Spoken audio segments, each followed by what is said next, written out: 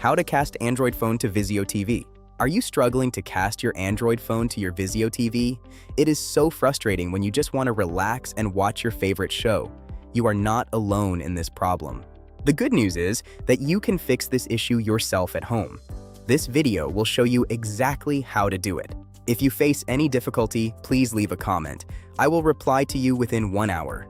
Please like, share, and subscribe to Tech Vibes for more helpful tips. First, we must check your connection. Most casting issues happen because of the Wi-Fi network.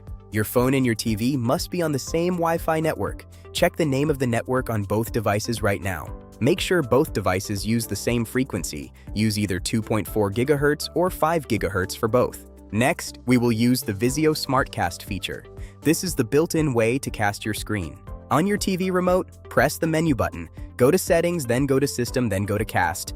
Make sure this is set to On. If it still does not work, use the Google Home app. Download it from the Play Store.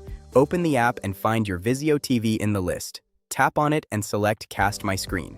Sometimes a simple restart is all you need. This is called a power cycle.